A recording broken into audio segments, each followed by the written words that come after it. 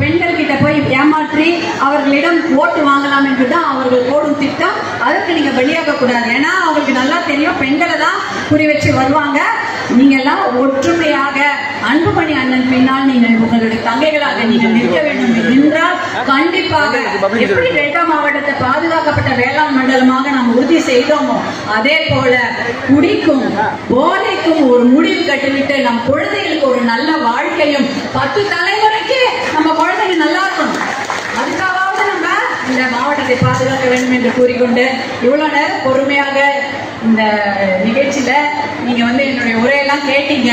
உங்களையெல்லாம் பார்க்கும்பொழுது இன்னும் ரொம்ப சந்தோஷமா இருக்குது. போதை மது பழக்கத்தில் சிக்கி பாலியல் வன்கொடுமை புரிகின்ற அந்த நிகழ்வுகள் அதிகமாக தமிழ்நாட்டில் நடந்து கொண்டிருக்கிறது. பாலியல் வன்கொடுமைக்கு உள்ளாக்கி கர்ப்பமாக்கிய அந்த நிகழ்வுகள்லாம் நடந்திருக்குது. அதெல்லாம் கேட்கும் போது கொடுமையா இருக்கு. இதெல்லாம் எப்படி நம்ம அனுமதிக்கலாம்? இதுக்கெல்லாம் காரணம் என்ன? மதுவும் போதையும் தான்.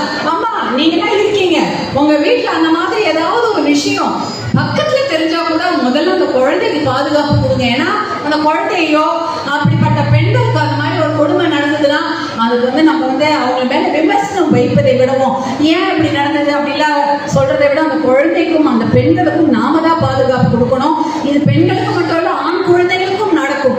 இந்த மாதிரி கொடுமைகள் பெண் குழந்தைகளுக்கு நடக்குதுன்னு தான் நினைச்சிட்டு இருக்கிறோம். இல்ல ஆண் குழந்தைகளுக்கும் இந்த மாதிரி கொடுமைகள் பாலியல் வன்கொடுமைகள் நடக்குது. குழந்தைங்கனால அவங்க கிள்ளுக்கிறே நினைக்கிறாங்கன்னு எதிர்ப்பு தெரிவிக்க முடியாதுல்ல, பயப்படும்ல.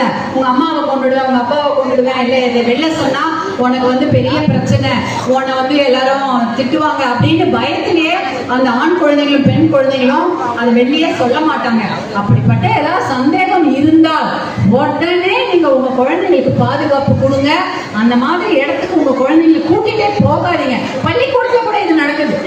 பள்ளிக்கூடத்துல கூட ஆசிரியர்களாலையும் இல்ல வேற யாராவது அங்க இருக்கக்கூடிய ஆண் மக்களால இந்த மாதிரி கொடுமைகள் சின்ன குழந்தைகளுக்கும் பெண் குழந்தைகளுக்கும் நடக்குது. அதனால நீங்க எல்லாம் ஒரு தாய்மார்களா இல்ல ரொம்ப கவனமாக இருங்க. அதற்காக மதுவும் போதையும் தமிழ்நாட்டை விட்டு ஒழிக்கப்பட வேண்டும். அதற்கு நீங்க எல்லாம் உங்களுடைய அன்புமணி அண்ணன் பின்னால் நீங்கள் எல்லாம் இருக்க வேண்டும் என்று உங்களை எல்லாம் அன்பாக கேட்டுக்கொண்டு விடைபெறுகிறேன். நன்றி, வணக்கம்.